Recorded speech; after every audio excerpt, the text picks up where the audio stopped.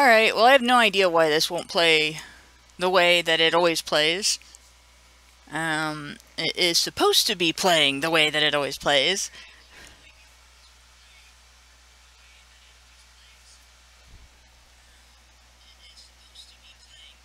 I do not know. I have no idea. I wish I could help. Well, fine then. I'm just gonna find where I have it written out and read the damn thing. Sounds like a good idea. But I am hearing myself echo on my own speakers. That's weird. Oh my god. That's because I have the stream open in another window. Oh, that would be why. Oh, I better close mine. Or maybe I closed it already. God damn it. Let me just double check. Oh, here we go. Yeah, I definitely want to close that before we have some problems. Okay. We can't start the show without technical difficulties. That's like the way we do everything. Everything has technical difficulties. It is the story of Honey Badger Radio. Technical difficulties. Technical difficulties are the best kind of difficulties. So, just like technically correct is the best kind of correct. But this is definitely not technically correct. This is already technically a mess. Starting out, and I'm just gonna leave the video playing while I read this, and hopefully I read it fast enough to get through it while the video is playing. After I mute the video, since it thinks it needs to play through my speakers. Okay. And it's the weirdest thing too, because I got my headphones and I can hear you through my headphones, but not that window. That window is the only thing playing through the goddamn speakers. Well, okay, just to ask, what's his name in the chat here? Windows 10 sucks. That's what it is. People can hear us both, I'm guessing, so let the show go on. Yeah. Oh yeah, We're really all that matters anyway. They'll hear us. They just won't hear this. So, do you ever wonder why a species as physically vulnerable as humans would be able to survive in a world as fraught with peril as Earth? We're not the biggest, strongest, or fastest animals on the planet. No thick hides, no fur scales, fangs, or sharp teeth. In fact, we're so tender, even tiny biting bugs can be a significant threat. Our instincts are dulled, and so are our senses, compared to most other animals. Can brains alone make up for all of that, when it took us eons to come up with the tools we credit for our survival today? What else do we have? We have what comes out in the wake of unfathomable disaster. At times when instinct should be screaming for each individual to run, get away, forget everything, but the drive to distance oneself from terrible threats. Ordinary human beings, vulnerable skin, blunt fingers, dulled senses and all, go rushing into danger zones to rescue, recover, and restore.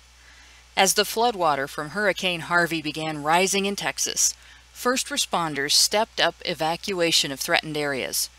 When it became apparent that the scope of the problem was too great for the resources of official responders, the call went out to the public, and men with boats joined in the rescue efforts, some traveling from other states, like the Cajun Navy, a group in Baton Rouge that organized after Hurricane Katrina for exactly this type of situation. And numerous media outlets have highlighted individual rescue stories and the people involved. It has been encouraging to see that heroism recognized, though the people exhibiting it would not have asked or expected that recognition. Even more, it is heartwarming to see people coming together so quickly and effectively in this time of urgent need. Men with the capability and knowledge are taking the risk and enduring the roughness of sailing through totally unpredictable areas that present dangers one doesn't generally encounter in a natural river or lake, wading sometimes chest deep in murky water, or climbing into and over obstacles to reach those stranded by the flood. Not only first responders and trained response groups, but neighbors rescuing neighbors, including one neighborhood where people worked together, forming a human chain to help a pregnant woman get to a truck that could transport her to safety. Groups like the Salvation Army and the Red Cross have organized relief efforts. News reports have shown us men and women distributing food, dry clothing, and other emergency supplies gathered from millions of donors. In most cases, rescue efforts and recovery alike, we've seen stories of people working around the clock. As the floodwaters poured in, so too have the signs of humanity's greatest strengths. This is the heart of who we are, and the backbone of civilization. One of the main reasons why we do survive in the face of nature's often savage cruelty. People helping people in the shadow of disaster. Men and women working together, organizing to use their individual strengths to accomplish massive rescue and recovery without a thought toward who gets to do what, and who has to do what, and how everyone sees it. That is heroism in a nutshell. Human beings, as a community, driven and guided by unadulterated, yet practical, compassion. Welcome to Badger Talk Episode 7, Everyday Heroes, Humanity's Secret Survival Hack. I'm your host, Hannah Wallen, here with Woozle Slayer Karen Strawn, to flood your feels with the milk of human kindness. And before we go on to the topic, I wanted to extend sympathy and condolences to the Houston Police Department and the friends and family of Sergeant Steve Perez, the Houston police officer who died trying to get to the department so that he could help with the rescue effort. Our hearts go out to all of the victims of Hurricane Harvey, but I wanted to mention Sergeant Perez specifically because we are talking about the heroes who turned out to rescue those stranded by the floodwater, and that was what he died trying to do. The pain of his fellow officers was very clear in the statement made by Chief, hopefully I say this right, Chief Acevedo, who choked up when speaking about Sergeant Perez's determination and effort at finding a path to a station where he could report for duty, the department's discovery of his death, and the effort to recover his body. He described Sergeant Perez as a sweet, gentle public servant and recounted Mrs. Perez's story of her 60-year-old husband's explanation why he headed out to the danger of the flood. He said, "We've got work to do." And that was pretty much it. There wasn't anything eloquent or complicated about it. He had a job to do. He was there to protect the people. And that's what he went out to do.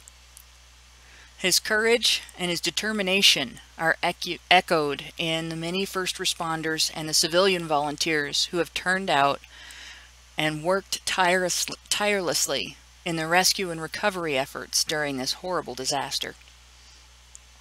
And related to the recovery and rescue efforts, I also wanted to point out there are a couple of links in the low bar that I think are of particular importance that I want people to check out.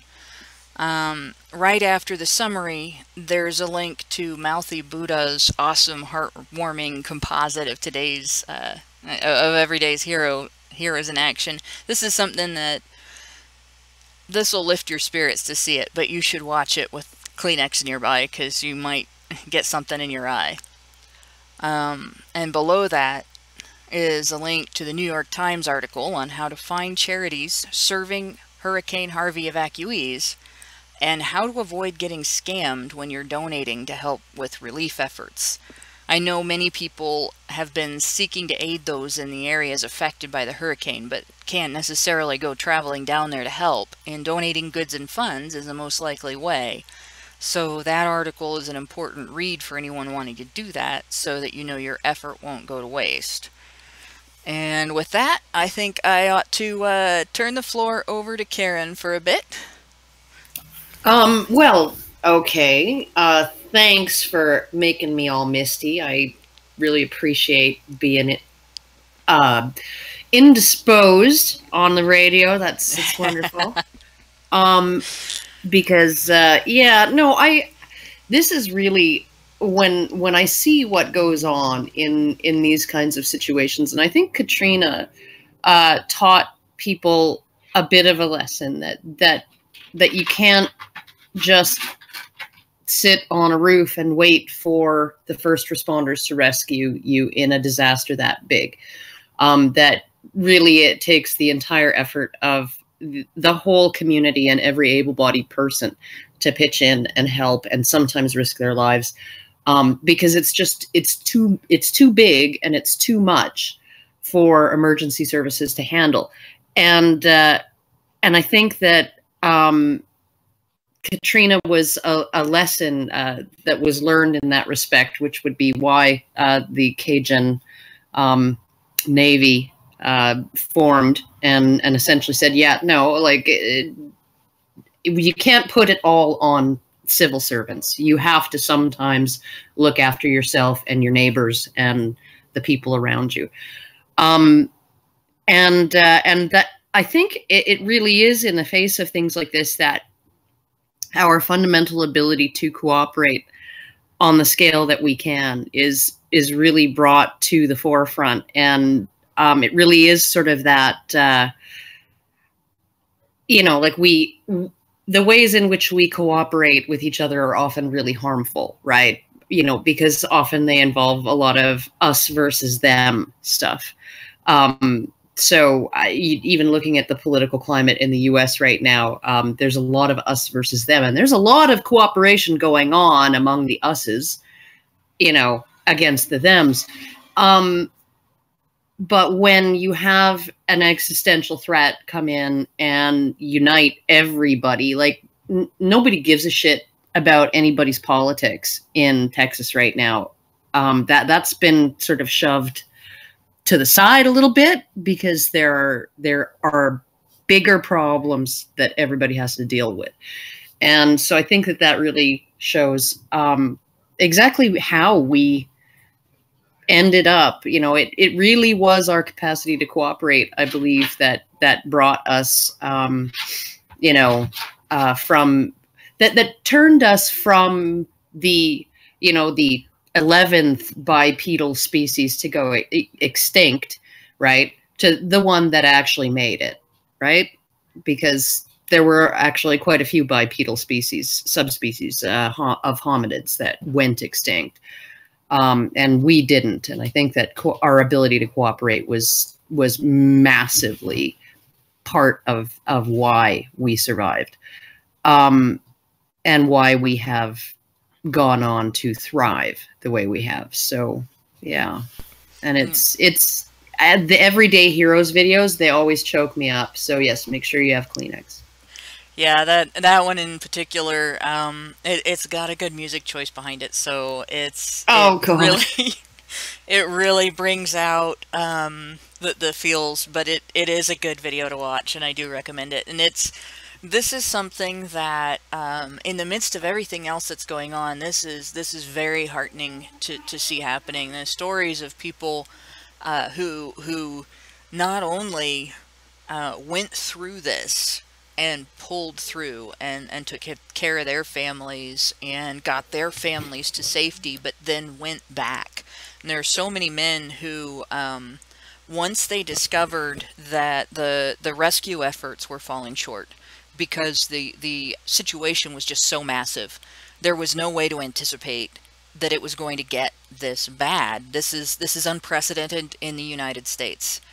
And so once they saw how bad it really was, and as terrifying as that can be, so I don't think a lot of people have thought about this outside of areas where you usually go sailing and everything. But I grew up by a reservoir, a man-made reservoir, real close to it. It's actually called Lake St. Mary's. It's named after the St. Mary's River.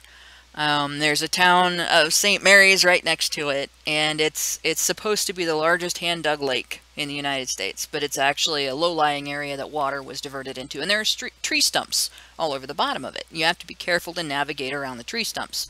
So this is the reason that I was aware to consider this, was the fact that if you go sailing in Lake St. Mary's, when it's low, you have to be aware that there are areas where there are tree stumps that you can catch your boat on. Well, normally in a naturally occurring body of water, there might be things like that, rocks, tree stumps, and stuff, but they're usually lower lying things, or you can see them, or they're predictable, you know where they are. These people are sailing through streets that may or may not have cars. They may or may not know where the signs are in the streets. Some of those signs may or may not be covered up by water completely, and the water is muddy and dirty and murky, and you can't see very far through it because it's not lake water, it's flood water. And so they never know. You know, you stay close to the middle of the street, you're probably safe. But if you can't see anything in between the houses but water, how do you know if you're close to the middle of the street? So these guys are going into this situation, people that never really used their boats for anything but fishing and recreation, and going in and rescuing people in neighborhoods, and they're sailing right up to people's houses. They're taking their recreational water vehicles up to people's houses, and so on. And these are just, this is what, to me, this is what makes humanity a great and survivable species. This is why we are as numerous as ants. Because we do, when things like this happen, when the chips are down, we do help each other out. Even though the rest of the time we can be assholes to each other. Well, one of the things I do want to point out is the very large, very male elephant in the room here. Because no matter what the disaster is, and no matter whether you're talking about official first responders or citizens who jump in and help and put themselves and their lives on the line, you're going to be looking at almost all of them being men. And that's not necessarily a function of men's greater physical strength and them sort of making a calculation of, you know, I'm stronger than this woman standing next to me, so I should probably be the one to do it. No, it's actually, and this is speaking as somebody who has experienced what happens when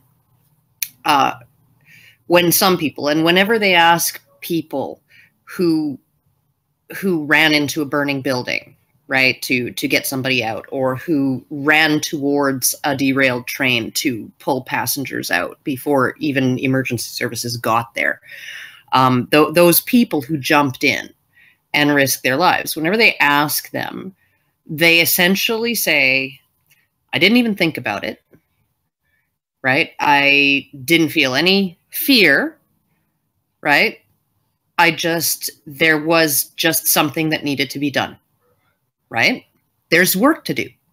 That's essentially what I felt. I had an initial instant of, you know, that moment when your lungs and everything on the top half of your insides wants to go up into your throat, and the rest wants to go down into your bowel, and you feel this weird clenching of all of your insides. And then after that, it was like I didn't feel nothing. I had no emotions whatsoever. I just had something to do that needed to be done. And I think men are much more likely than women to have that type of response that allows them to do that, just as a natural function of who they are. Yes, you can train women to be able to push those things aside, consciously push them aside. But there are people that response comes naturally when these kinds of things happen, and those people are going to be mostly men. And then on top of that, when you actually look at how human men behave toward each other and the level of cooperation, tolerance even, right? That tolerance of each other. They're living in cities among a million other men, right? To whom they are not genetically related. They have no relation whatsoever. If we were chimpanzees, it would be constant fighting between the males, right? There would just be constant violence, right? And there would be very little cooperation. The only cooperation would happen within clans, right? And so when I look at how we are as a species is very much a function of how men are capable of being toward each other. And that is tolerant, cooperative, working together, forming hierarchies. You throw them all together on an island out in the middle of nowhere to survive. 14 of them or however many, and they will form hierarchies, they will assign tasks, they will, and they will get to the business of surviving. Yeah, it's interesting. And in an emergency, one of the things that I've noticed, because I've been in some odd emergency situations, is you get a group of men in an emergency situation when there is an immediate problem and immediate action is the only solution. They will fall into a hierarchy almost instantly. The pecking order is like sorted right now, and they're just getting to work. Yeah, it's a rare thing. From what I've seen, it's a rare thing for them to not, like, the first guy that takes charge and starts saying, "I'm going to do this, you guys do that." They just fall in the line. All right, we got a plan, and they go do it.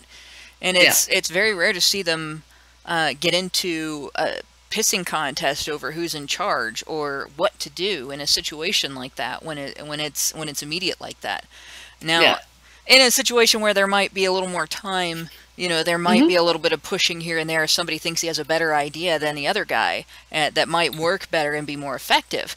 But or if things aren't so drastic, right. If it's not life or death, right? Then if it's just the big account, how do we get the big account? You'll have some pissing contests among the team members, but you just don't tend to see it when it comes to stuff like this. And you really don't tend to see men sort of swaggering over it.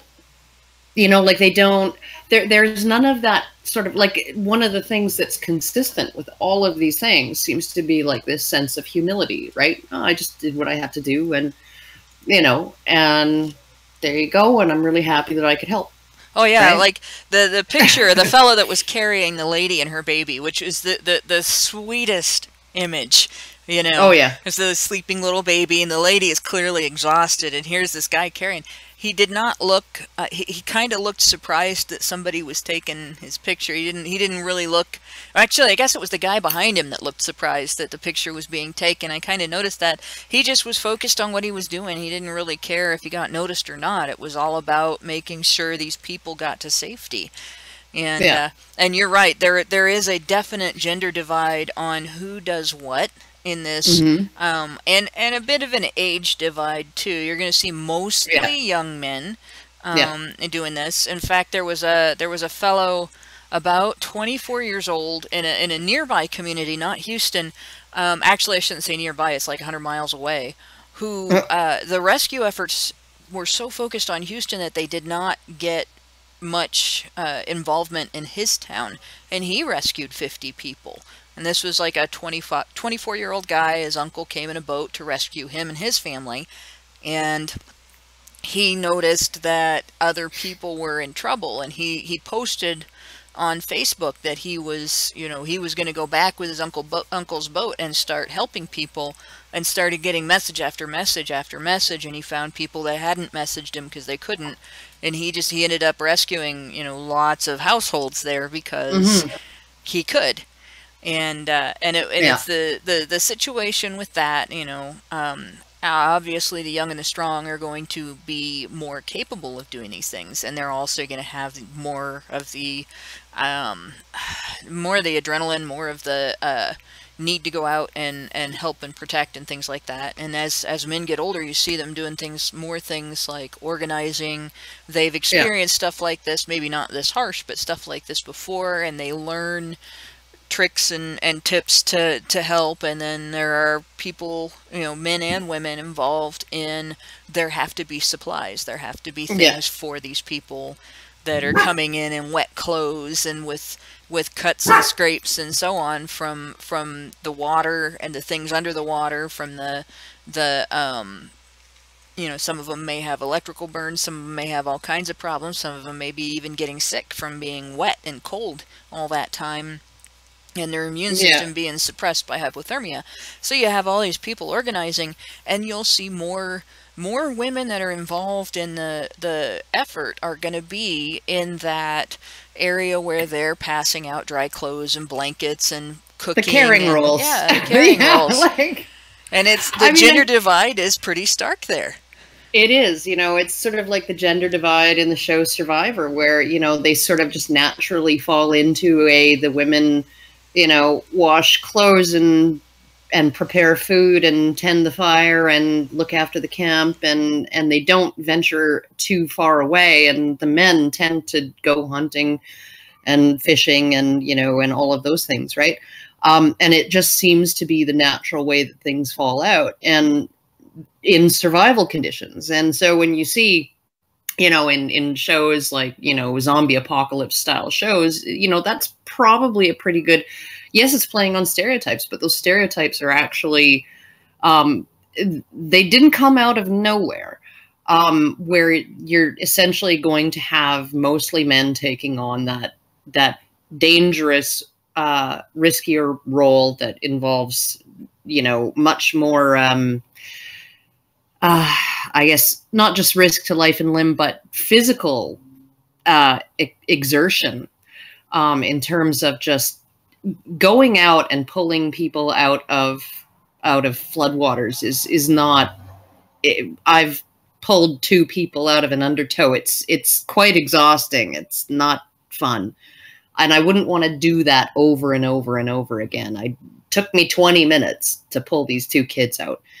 And I wouldn't be able to do that for, you know, 8 hours. There's just no way. No, and in fact, in some circumstances, there's been instances where rather than one person going in and rescuing, like there was in the video I had an image from a news story. There were 2 news stories I found with people making human chains to get to somebody. Part of the reason for that is because in a situation like this, the undertows are completely unpredictable.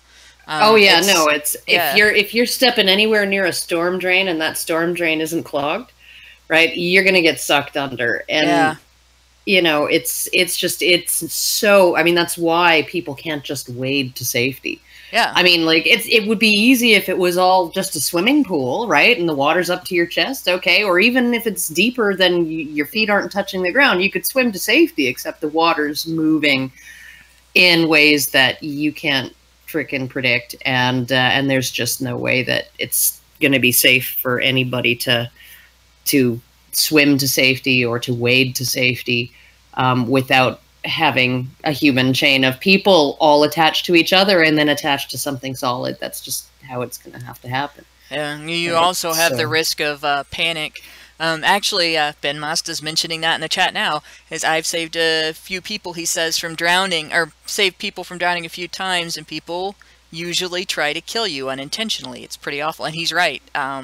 You get to a person who is struggling in the water, and not being able to breathe is a panicky moment. Is a very I've suffocated before, and it's a very panicky feeling. And it takes practice and discipline to learn over time of having that repeatedly happen to you, to learn not to panic when it's happening. You certainly don't learn it in the water. I was just really lucky because the 2 boys, my son and my nephew, that I pulled out, one was 14, the other was like 11 or 12. They were both really strong swimmers, and their biggest problem was, at the time I was 60 pounds heavier than I am now, so I was very buoyant, and they were both scrawny little, you know, teenagers, very bony, and so they just could not maintain, they couldn't keep their bodies up enough on the surface, and they kept getting pulled out, and so I was essentially a towing device and a flotation device for them, and neither of them panicked because they weren't drowning.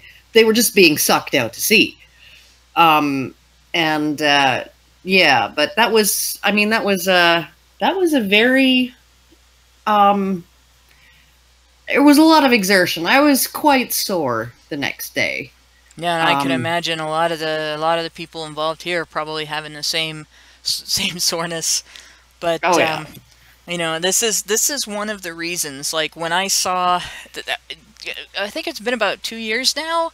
There was a hashtag. It was during the time that Dan Perrins was doing his hunger strike to raise awareness of male suicide, and a bunch of feminists, a bunch of angry feminists flooded the I Stand With Dan hashtag with links to the Men Are Violent hashtag. So I got a team together and we flooded the Men Are Violent hashtag with stories like the types of stories that came out of Hurricane Harvey.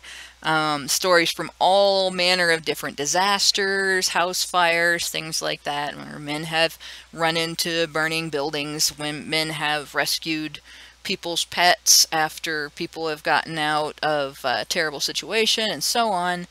And there were Well, that's what you got to do. Yeah, I know. There were a plethora of images like this, and I found image after image like this. This is one of the things that I dearly love about men. That this instinct of, they're so quick when they see vulnerability to care and protect. And we talk about a lot of dark and angry things that we have to deal with from feminists, but it was immense fun to watch them just freak the fuck out over all of these pictures of men putting out fires, and men rescuing people from burning buildings, and men getting people out of flooded houses in Hurricane Sandy, and men carrying pets out of the middle of the highway, and you know, and it was even just stopping in a blizzard, parking their car in the middle of the road in a blizzard with the hazards on to walk the old babushka across the road. Right? Yep. Because she just can't, like, the traffic's not stopping for her. So he stops traffic and walks her across the road, and done. Okay, there you go. And like what I found hilarious is somebody, I forget who exactly it was, tweeted that picture of the man and then the woman and the baby, and said something about this is toxic masculinity or something like that, right? And then made some comments about how we need to actually value masculinity and these virtues of masculinity again, and we need to stop all of this rhetoric about how men are just violent, and because, I mean, honestly, a lot of the same traits, a lot of the same aspects of men, right, and their personalities and their temperaments are responsible for men's willingness to throw down and scrap, right? Also, they're also like that low risk aversion thing that is why men are more likely to carry out physical violence out in the world. It's also the reason why men are also more likely to run into a burning building, right, and rescue somebody. And so when you look at all of those things, and you only want to focus on the negative, and then somebody, I forget who it was, I think it was somebody that I actually, was Phil DeFranco. He actually did a video that included this guy's kind of, I guess he called it a rant or a tirade about men, and and he's like, you could have picked a better moment. I asked him, I left a comment. I said, when is a better moment? When is it appropriate? When is it appropriate to celebrate masculinity? Is it on International Men's Day? That holiday that's been banned in a bunch of universities because it's misogynistic and it offends feminists, and Google doesn't even have a fucking doodle for it, right?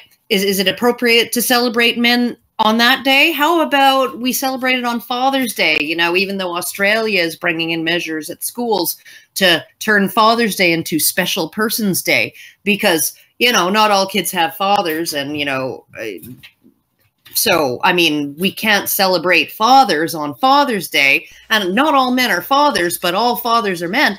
And, and I'm just like, When is a good time? When is a good fucking time to actually say, you know, this constant fucking barrage of criticism against men and bashing of men, right? You guys need to rethink this whole fucking thing. Because, you know, these dudes give you this for free, right? Half of these guys pulling people out of the floodwaters are not getting paid for it, right? They're not getting pay, let alone hazard pay.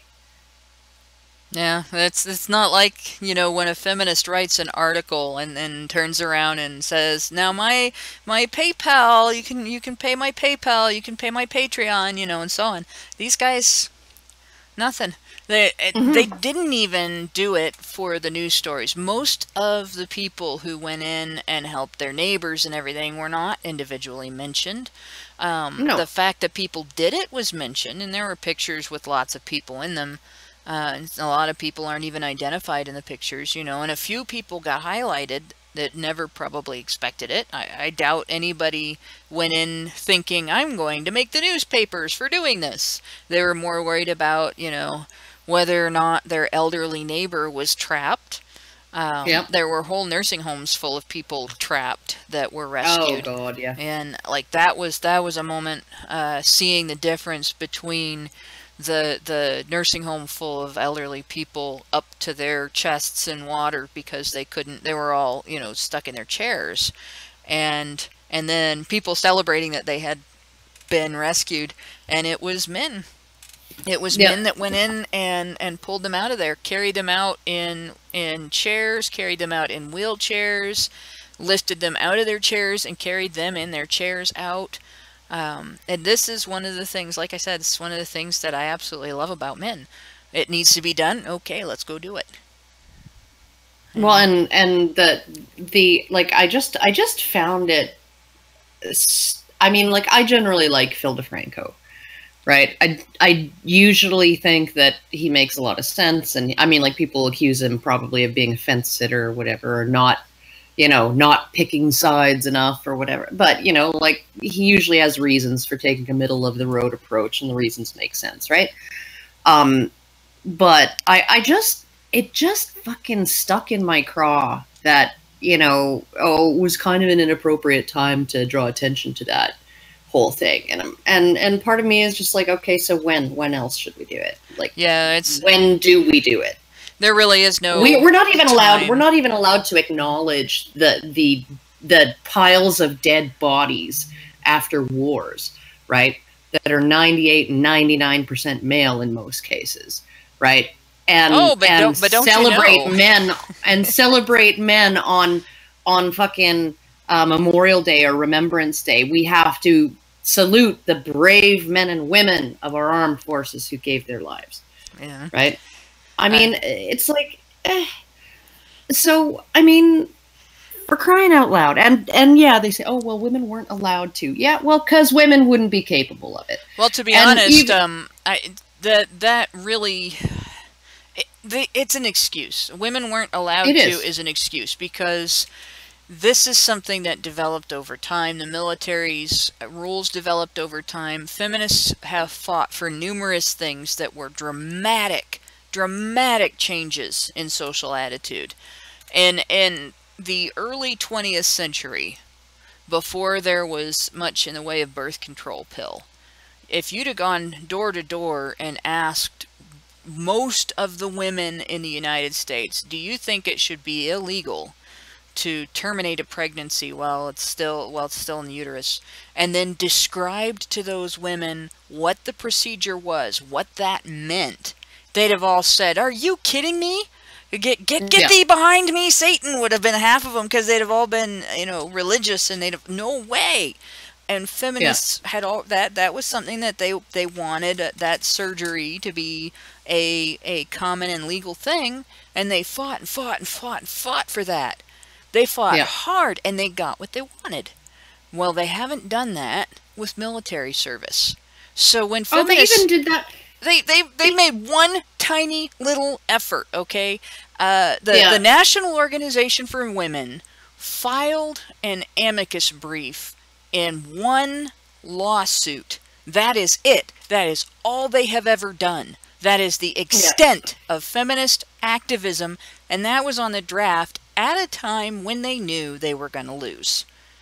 They've not fought for this. So this idea of feminists, woohoo, we're just going to say that we didn't have permission to do this. Nope. It's the people who I gotta say this, the people who basically volunteered, fought for their ability to serve, were black men. Yeah.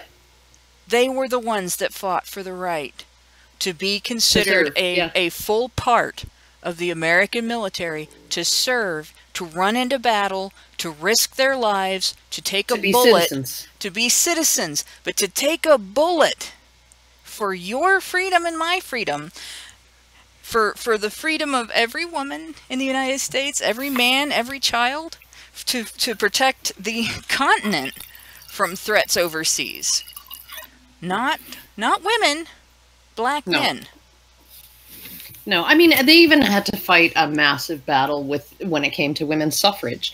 Massive battle with women. Yeah. You know, and they managed to do that. They managed to figure out a way to convince enough women to want it, to, you know, essentially force the government's hand into giving it to them. They've never been able to do that with, I mean, they've only just been able to do that with women being allowed to apply for combat roles, right? But at the same time, you know, the entire idea of women being sent off to, I mean, like, listen to, you know, go and listen to Hillary Clinton answering that question about should women be added to the selective service. And she said, well, you know, I'd have to, you know, have more information about how that would all fall out. But I do know what everyone should register for at age 18, and that's to vote. The sound of her dodging. Oh my God. So essentially you're saying, yes, not everyone should have to register for the draft, but everyone should get to benefit from, you know, the fact that some people and not others are draftable. Everybody should be able to partake in all of the rights that are preserved by the fact that, you know, we have a military that we can muster in case of need. Yeah, and I will say, I don't think anybody should have to sign up. I think the draft is unnecessary. That all it facilitates is our politicians getting usually the poor, because they don't usually send the wealthy kids, but usually the poor, into a war that is not supported enough by the population that they would volunteer to fight it themselves. That's all the draft is good for. So I don't think anybody should have to sign up for it. But if we are going to have it, if it is going to exist, then everybody should have to sign up for it. That's it. Yeah. It's all or nothing. Yeah. Now, that said, I will say another thing, you know, that's just like with this in the disaster situations, men go rushing in a war situation after 9/11. We saw in the United States, men went rushing in to not to register for the draft, but to sign up for military service. Yeah. And you know, they wanted to protect their country. They wanted to protect their homes and their families. And so once again, it's a thing that men do. And there were women that signed up as well, but the number of women that signed up was much smaller. And you know, I've got nothing against women signing up for the military. I've not got nothing against women trying to meet the responsibilities that have been put on men. I do have something against women considering it a right and not a responsibility. Clearly, this is something that you know, men have taken as a responsibility. But this is the argument too that you find with feminists is, you know, they're fighting for women's right to, you know, serve in the military. They're fighting for women's right to have the same military careers and attain the same rank without having to put in the same service that men have always been expected to, right? So you'd never get to be the rank of a general if you didn't do active combat duty, right? But they want women to be able to attain those ranks even without having put in active combat duty. It's the same with the fire service in the UK with the lowered standards, right? In the military with lowered standards in terms of strength and fitness and those things. That's not about responsibility. That's not about service. Because if you want to serve and you are incapable of serving, whether you are a man or a woman, they will not let you serve, right? That is about the right to hold a position that you want because you really, really, really, just really want it, and you should be able to have it, whether you're fit for it or not. That's what that's all about. And I'm blown away by the fact that feminism has consistently been able to redefine and twist and pretzelize this sort of social contract that involves rights and responsibilities so that only the rights apply to women and none of the responsibilities do. I mean, like even Judgy Bitch, and this is probably one of the reasons why CTV didn't air our interview, do a piece, is because she says that she doesn't think women should vote. She does not think women should have the franchise. And the only argument that anybody could possibly put to her that would justify women having the vote would be if women were required as an obligation to the state to have babies, the way men are required to serve in the military when necessary. Yeah, now in the United States, people talk about this. They'll say, you know, well, it's not really tied together, but there's a stipulation that kind of does tie it together. There's a couple of stipulations. First one is if you don't register for the draft during the window of time that you are given to register for the draft, the selective service, you're actually committing a felony. Yeah. And technically, you're supposed to register as soon as you turn 18. You have a window that if you don't register by the time you turn 27, it's too late. You can't, and you have to show that you had something going on that prevented you from registering. Yeah, you were in a coma or something. Yeah. And that's pretty much every guy. It doesn't matter if my classmate who passed away at 13 of muscular dystrophy had survived past his 18th birthday, he would have been required to register. Now, obviously, they wouldn't have drafted him, or if they had, they'd have said, "Well, no, we can't use you. You're in a wheelchair." Yeah. But they still would have required him to register.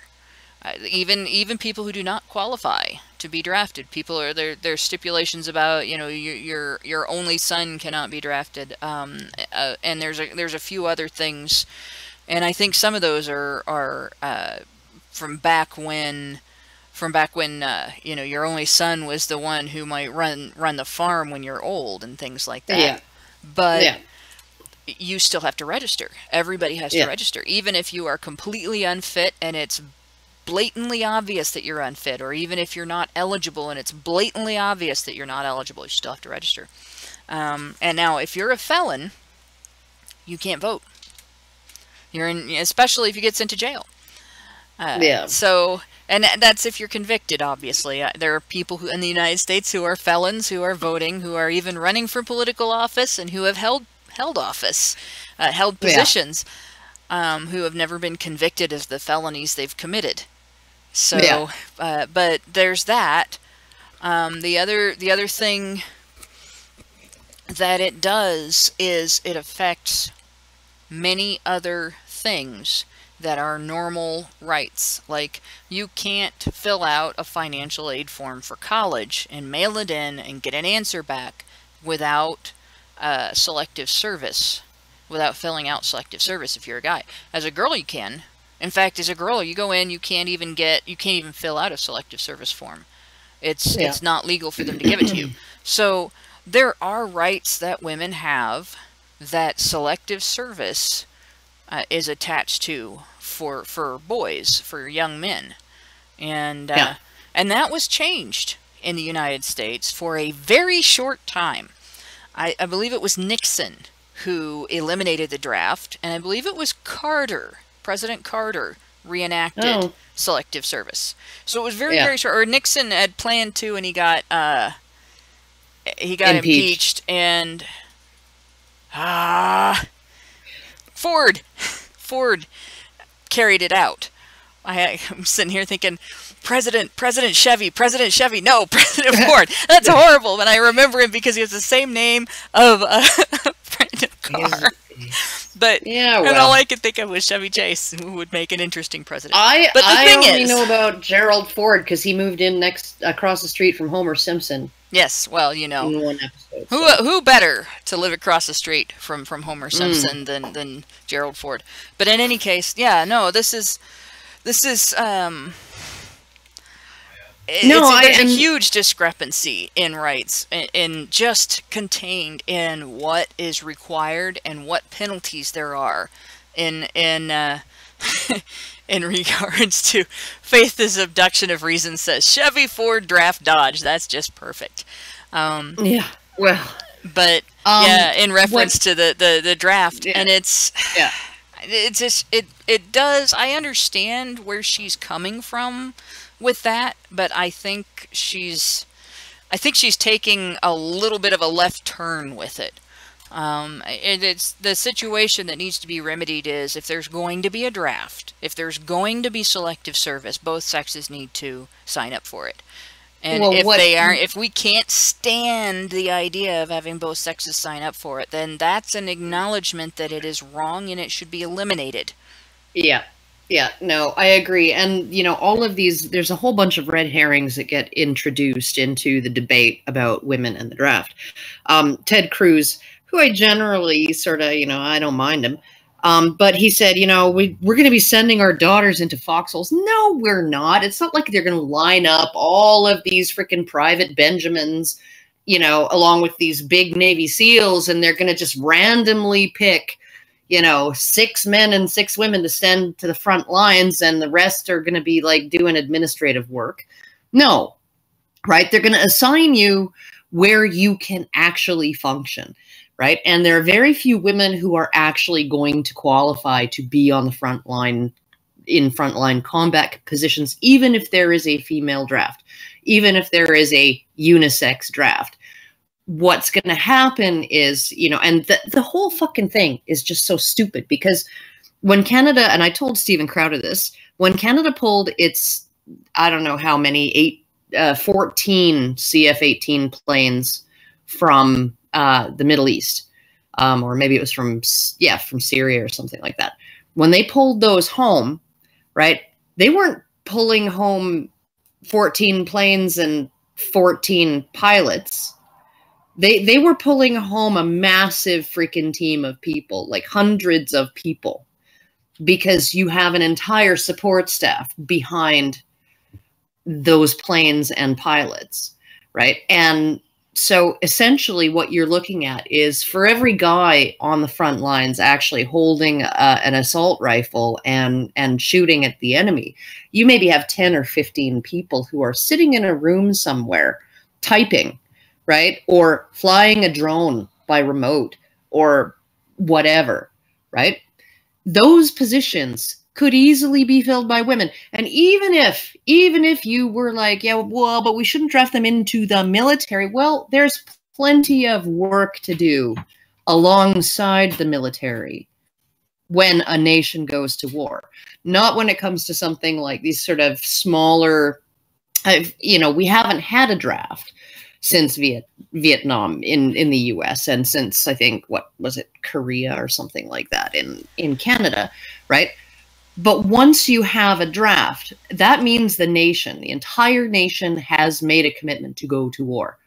And there's a whole bunch of other work that needs to be done.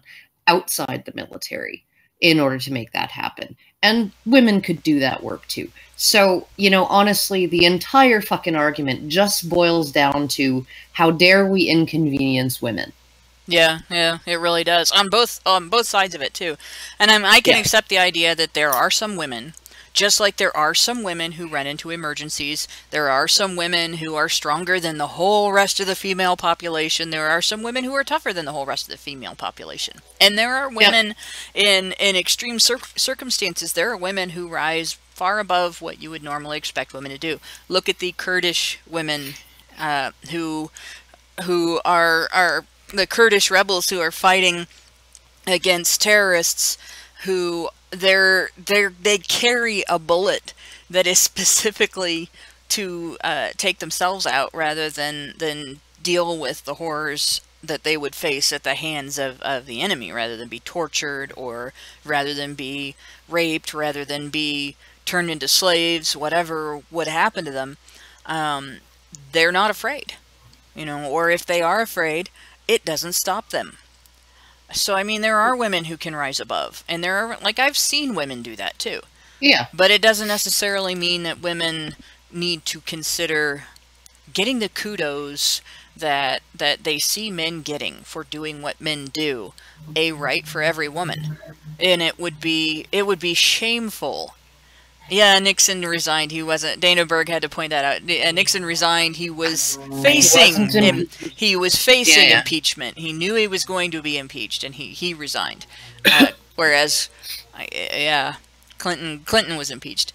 But in any case, yeah, no, it's like with me. There are times when I've run into emergency situations that are minor emergencies, car accidents and things like that. I wouldn't expect to get treated like a firefighter for it. And I don't think any of the women that are working in the shelters and the centers where they're actually amassing and distributing the supplies that are going out to the shelters and that are going out to the first responders, and I don't think any of those women would be resentful or anything of the respect that the men who are going in to the men who are going in to rescue people are receiving. I don't think that that's the attitude that they're going to... No. I don't think that's the attitude that they're going to have. No, impeachment, no. Michael Keller. Clinton wasn't impeached. That indicates he's gone for good, but Clinton remained in office. Impeachment is the trial itself. Process. Yeah, it's the process. It's like saying that you were tried for... Yeah. Like saying you were accused of... burglary, you were arrested for burglary, you were tried for burglary, you were acquitted of burglary, but you were still tried for burglary. Clinton was impeached. Yeah. He wasn't removed from office. So that explains what that is. But yeah, and I think that is a sign of heroism as well. The fact that you can take a back seat and in terms of the spotlight, the fact that you don't have to be the frontline hero, the person that everybody sees and says, wow, that's a great thing that he did. And you're happy that you can make sure when these people come into these shelters soaking wet and exhausted and traumatized by what happened to them, that there's a warm blanket or hot soup or a cup of coffee or a glass of water, or even just someone to say, hey, you know, you're in a safe place now, and not, you know, CNN sticking a microphone in their face like the lady that went off on the CNN interviewer said. Oh, and yeah, that was hilarious. Yeah, just being the comfort that somebody has in a situation like that is extremely gratifying, and you don't have to, you know. But there's a form of heroism in that as well.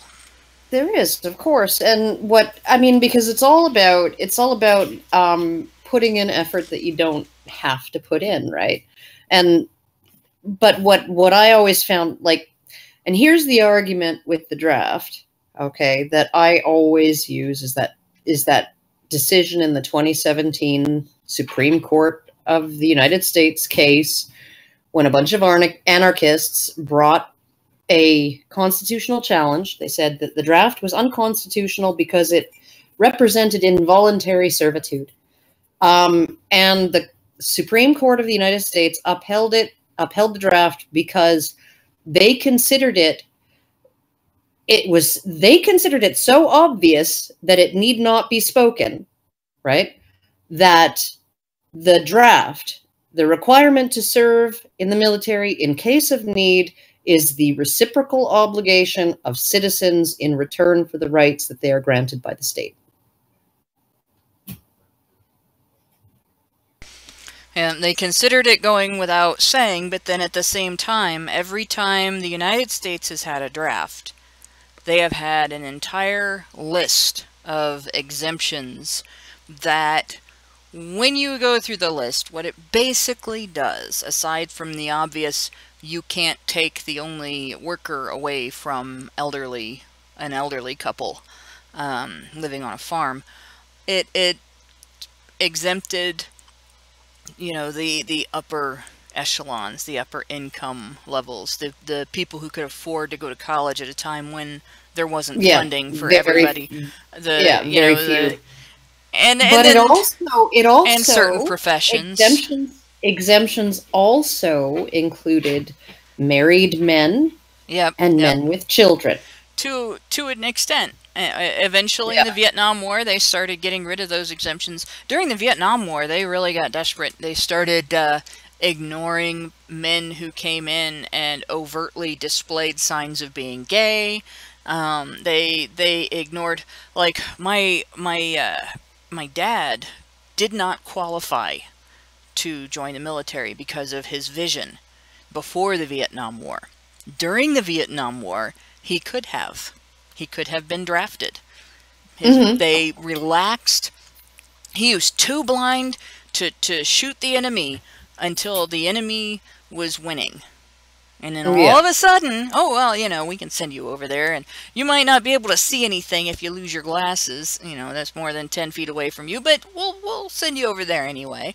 And they would have done it. They would have done it. They were taking men straight out of jail that they would not allow in the military before the Vietnam War. Of course. But I mean, you look at that. You look at, I don't know, in the Two Towers movie in the Lord of the Rings, right? The Battle of Helm's Deep and all of that. They had old men and they had boys, and that's all they had, and that's who got to put on armor and fight. Well, right? and if you look at the Revolutionary War, which obviously, you know, it was a completely different situation, but all of the men and women fought in the Revolutionary War. And anybody that was in the areas that the fighting was taking place in, that there was no getting out of it. You had a gun. Yeah. You had a fight.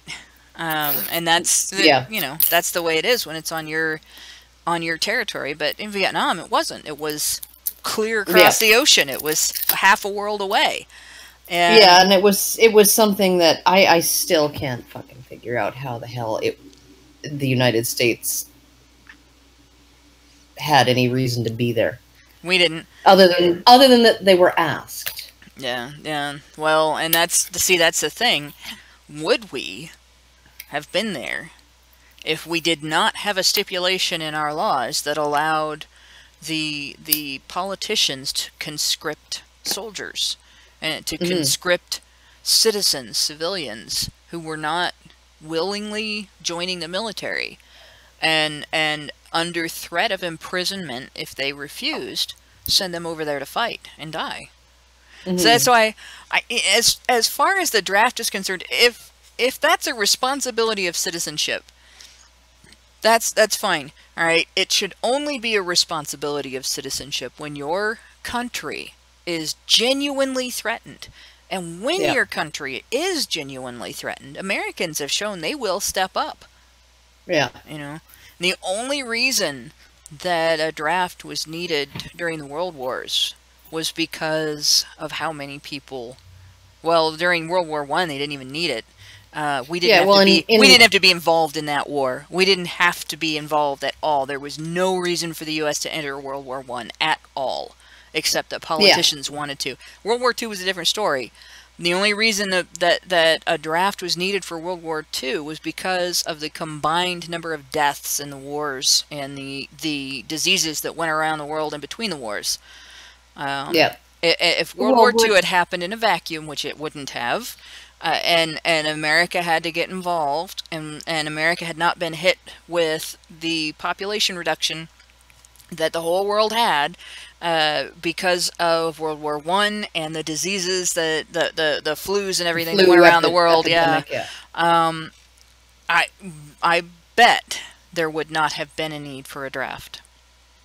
Well, you look at the UK, right? You look at Britain, and you know, they were close enough to both situations, you know, World War I and World War II, to actually care. You know, like there were the white feather girls going around and during World War I, but there were feminists out there campaigning in favor of a draft. Yeah, there were white feathers for World War II too. Yeah, but I mean, like they're once it's that close, I mean, because, you know, once Germany is in France and you can actually see the coast of England from certain parts of the French coastline, right? You can just look across the water and see it. It's in view.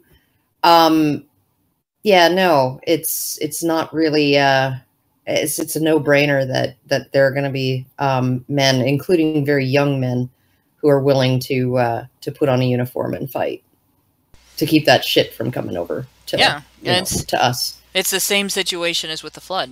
When they see a clear and present danger, that's a compelling threat, then they come forward. And that's why I say we don't need a draft. We need to trust men's judgment. And that's not just the men in charge, not just the men at the top of the food chain, but the men who have families to take care of, and the men who have friends and neighbors that they want to protect, and so on. The men who would step forward if there was a real and genuine threat to their homeland. And not the men who make their money sending those guys into war, whether there is a genuine threat or not. And yeah, I agree. You know, I absolutely agree, because I mean, like, there's so much shit around the world that goes on that we involve ourselves in that really, I just have to think that it's really none of our business. And yeah, and honestly, I think if we, as a civilization, if we put our trust in the population to make that decision, there would be, like, nobody wants to go to war when you're living on a farm, when you're, you know, living in a suburb, when you're living in an inner city, when you get up every day and go to work and come home and have your family to take care of. Nobody wants to go to war, you know. And there would not be all of this shit going on in the world. And that's the positive and the negative end of male disposability is when there's an emergency, men will risk themselves to protect the community. And the community gets so used to it that there doesn't have to be an emergency for them to demand that. And I think that we need to get back to a time where, you know, we do have, maybe not necessarily ticker tape parades is a good way to put it, but the fact that we value when men do this. That's why I was so gratified to see all the news stories where the reporters were, this is a feel-good story. This guy went out in this boat and he rescued 50 people. You know, that should be celebrated. There should be a celebration of that aspect of masculinity every time. And I'm happy to see that happening. We got a couple of super chats, and I know they went up through the window that I've got it in. I don't know how Brian does both windows, both super chat or both chats at the same time. I can't get that to work in OBS. It wants me to show the same window in both of them. So, but the super chats that I got to see, we got. Let's see if I can get it to. Oh, it just jumped. Damn it. Let me see if I can find it again. We got a chat from, well, I can see one now. I'm sorry. This is great. We got a chat from Henry Long, who gave us $50 and said, "Keep up the great work." And I will find the other super chat if I can. And I am sure that it was here a minute ago. It was bright yellow on my screen, and as soon as I clicked on the screen, boom, it was gone. But it was a great chat. I don't remember who gave it to us, but it had it was about having seen a post where a father was helping his two kids through the storm, and he had given his daughter the umbrella, and they made a joke about toxic masculinity, and that one was a $10 super chat. And that's it. That's all of them that I had. That's horribly toxic. Yeah, that's that toxic masculinity. You know, men protecting women and girls. How dare they? Yeah. I know. It's, I mean, like, and it is extreme. It's an extremely traditionalist kind of way to look at men, but at the same time, it's, I mean, these are traits that are more common in men just naturally, and predispositions that are more common in them just naturally.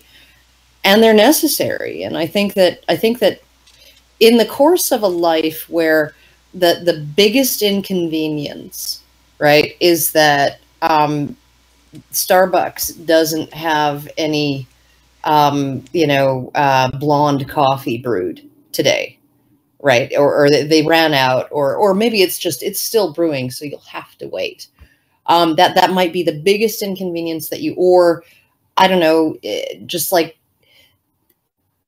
we are not living in a state where we feel many existential threats. And maybe it is the sort of the rurality of certain parts of America and certain parts of Canada.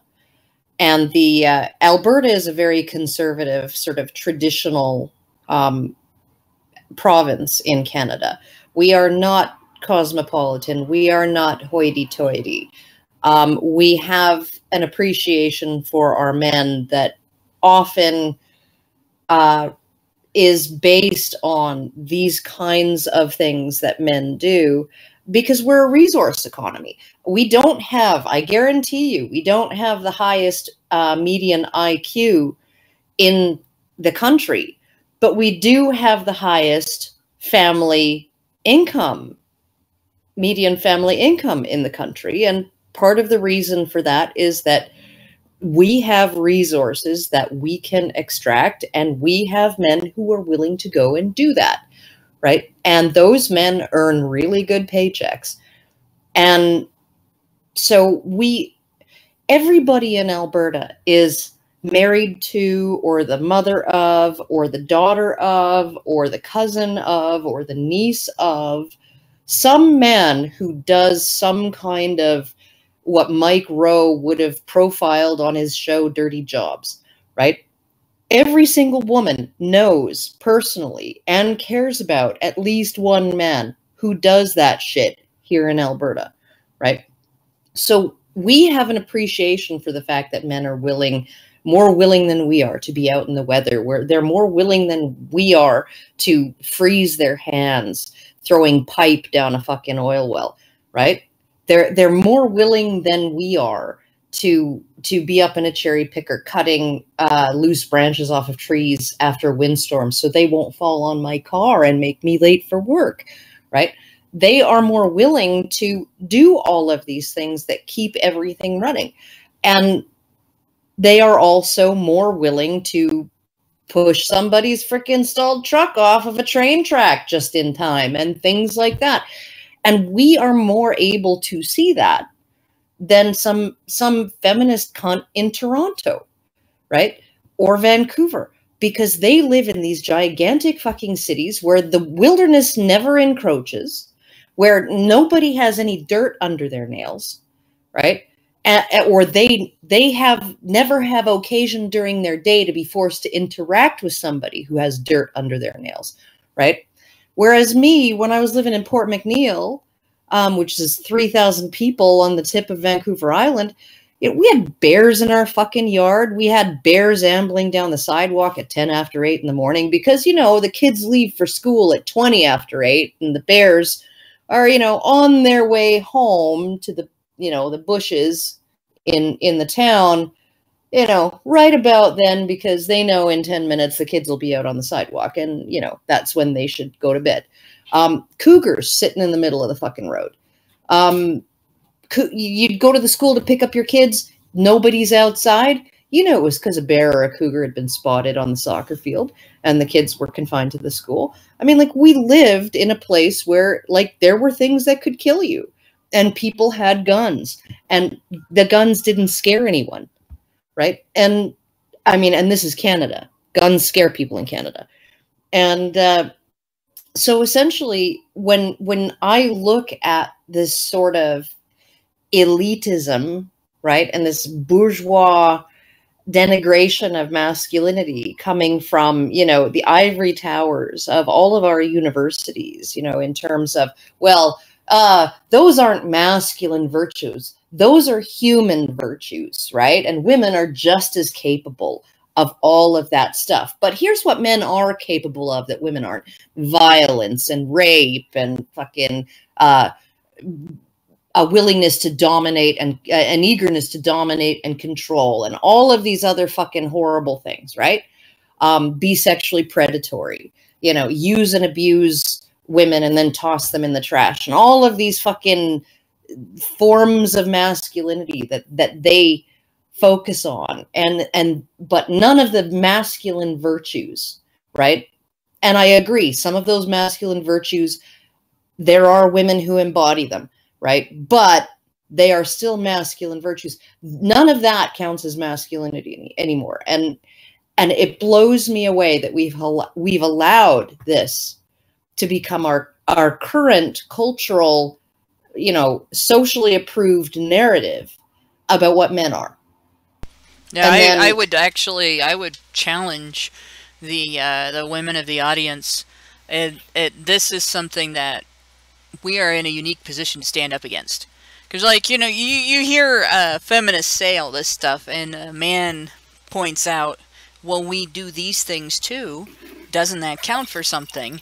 And the men who do the things that you're generalizing to all men are actually a minority of men who are damaged and mentally that do these things. And there's a minority of women who are equally damaged who also do these things. And then they get accused of mansplaining. Even though feminists will say that is just a description of when men explain things to women that women already know. And personally, I think more often than not, it's things that women think they know and they don't want to hear any more information. Yeah. And before they go fuck something up because they thought they knew more than they really did. But in any case, it gets used to invalidate men's lived experiences rather than I think it's on us, women who are aware of this, who see the good that men do in the world, who see the difference between the way men do good and the way women do good, and so on, to actually stand up and celebrate the good that men do in the world. And it's not just a matter of gratitude. It's a matter of there are a million ways that men protect us every day, and our bodies are different. I will admit we are physically weaker as a gender than men. We're not as tough. We're not as strong. We're not as fast. There are ways in which we are not as smart. But we can do this. This is a chance to protect them for once. Yeah. This is our chance to be the hero. This is our chance to stand up and actually, we may not be sailing boats into flooded cities, but we can wade neck deep into this gender rhetoric and go up against the ridiculousness and say, no, this isn't a female opinion. You're not defending women by arguing this stuff. Stop hating on men. Let's be reasonable.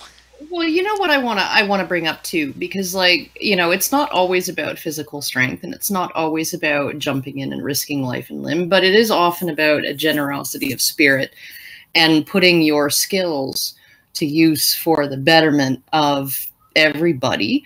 And one of the examples I would love to use is the guy who got V his channel back. And I forget what his name is on Twitter. Allison might be able to remind me. But he is in YouTube's Hall of Fame because he is, I guess he's a programmer or whatever. And he discovered, kind of by accident, a bug in YouTube's code that opened the door to hackers that you know, he was just poking around in there. He found this bug. He was like, holy shit, somebody could hack YouTube and bring the entire fucking thing down.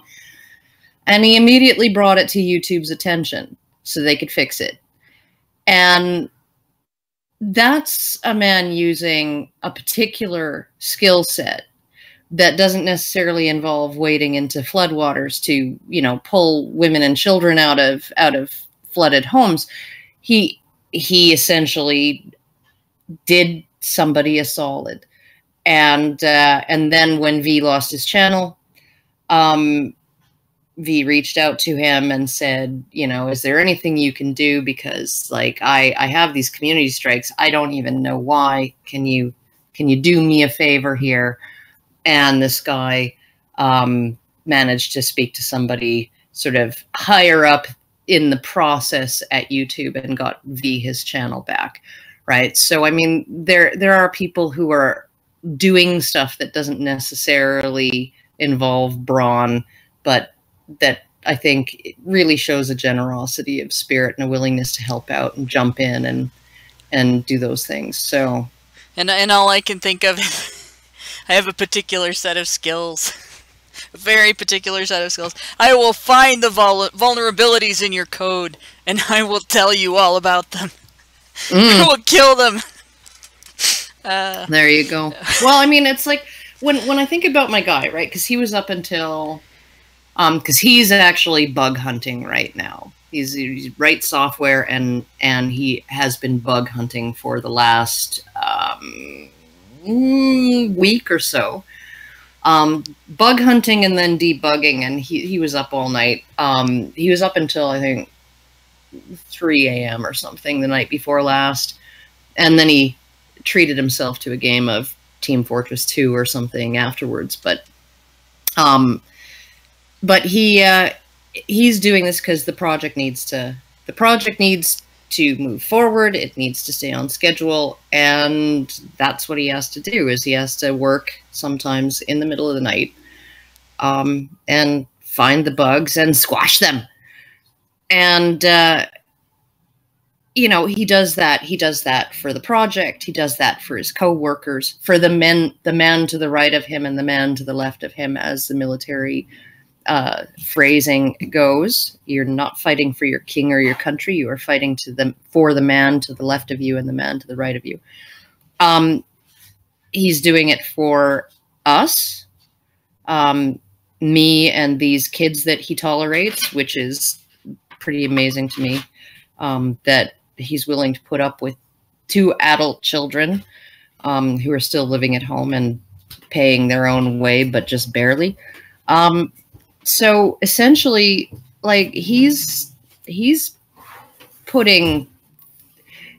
making that effort. He's going the extra mile for everybody who's depending on him as well. And I think that, and I'm sorry, but if I had the choice, I would be up in a cherry picker in cold weather, cutting branches off trees with a chainsaw, than I would be reading code and fixing code. I would 100 times more rather be up in the cherry picker, no matter the weather. Yeah, you really, that has to be something that you're kind of passionate about to want to do it for a living. And there's a lot of jobs like that. Oh yeah. And I did want to say I found the other the other super chat. I went back in the video and found it. Oh, while good. you were talking. Jazzy gave us $10 and said, a few days ago I posted on Facebook about a man giving his daughter the umbrella while her brother and he walked in the rain. Finished it with hashtag patriarchy fail, hashtag masculinity is not toxic. I think that's perfect. And I think this could be considered a massive patriarchy fail, guys. You went in there as a gender and just completely blew the whole cover of the patriarchy.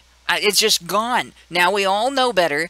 We all know that the people who are going to risk themselves to protect everybody else, the people who are going to actually end up chest deep in water in a flood, the people who are going to risk running their boat over a sign and capsizing in a flood, the people who are going to risk, because they're in Texas, you know, they could easily run into, I believe there are alligators, and also, we do not know what else is in that water. They could run into bacteria from dead bodies. I know during Katrina, there were dead bodies that ended up floating in the water because they were not they didn't remain in the ground in the cemeteries.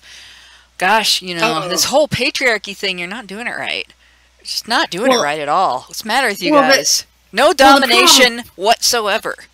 Well, the problem is that feminists would broadly agree with you that men do these things and that it's also part of patriarchy, right? And it's also part of patriarchy, and it's also harmful because everything about patriarchy is harmful, right? Because it's infantilizing of that little girl. Oh yeah, it's to give definitely. her the, you know, and it promotes these gender roles that, you know, she needs the umbrella while her brother is capable of toughing it out. And it's like, well, okay, but, and I agree in the sense that, yes, it is discrimination, and yes, it is benevolent sexism, and yes, benevolent sexism isn't always the best thing in the world for women, right? It's also not always the best thing in the world for men, or boys, but you would have an easier time convincing me that you believe that these are also harmful patriarchal norms if I wasn't in the process of reading a Supreme Court decision of Canada called R.V. Ewanchuk, where a feminist Supreme Court justice she agreed broadly with the Justice Major, who wrote the decision, okay, broadly with all of his reasons, but she just had some things to add about how violence against women is special in some way, and it must be eliminated utterly. And, you know, because it is a human rights violation that is made worse because women are not considered to be equals and blah, blah, blah, blah, blah, blah, blah. What is that if not benevolent sexism? The entire decision, this is a sexual assault case, right? The entire decision framed its discussion of consent law as solely existing to protect women from sexual assault. It's as if the law was written solely to protect women, and if it protects men at all, that's just a byproduct, right? And she thinks that the consent laws don't go far enough, but in terms of women, right? And I'm just like, I'm blown away by this. How they speak out of both sides of their fucking mouth all the fucking time. All right, I'm done. Yeah, that's okay. I broadly. Of course a feminist is going to agree with you broadly. Oh my god, none of them have big enough tits. None of them have big enough tits to be called broads. She also agreed with it. Utterly. Utterly. Oh, utterly. God. Well, and you know, it's been building up ever since you mentioned the blonde coffee, and I didn't get to ask if you order it by raising your voice, so that it sounds like you're asking a question. I would like some blonde coffee. Like, oh God. And with that, I think we have pretty much talked the topic to death. I think we have a show. I think we have a show. But I do want to say this. There is not enough gratitude to express. I mean, there's what's been going on down in Texas is amazing and wonderful and normal.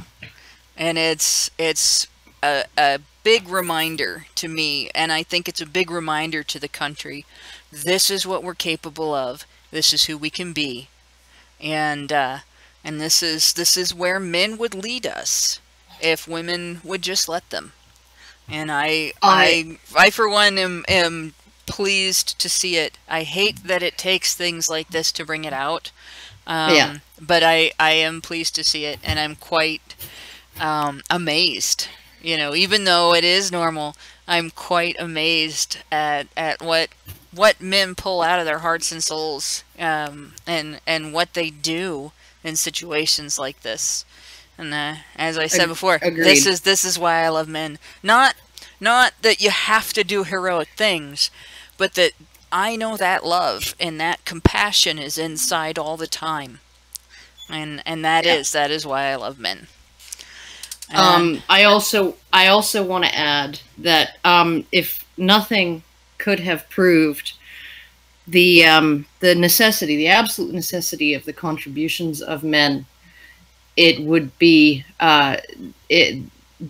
It would be the technical difficulties we experienced at the beginning of the program that we experienced because Brian is sick and unable to be here tonight to help us out with this, and that essentially means that we feel his absence even more than we normally would, because when it was all left up to us, we kind of bummed it up. Well, and I haven't learned System 10 yet enough to figure out why.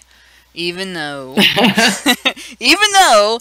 is running the sound it's running the sound from OBS through my headphones, and it's running the sound from Discord through my headphones, but it's not running the sound from my browser window through my headphones.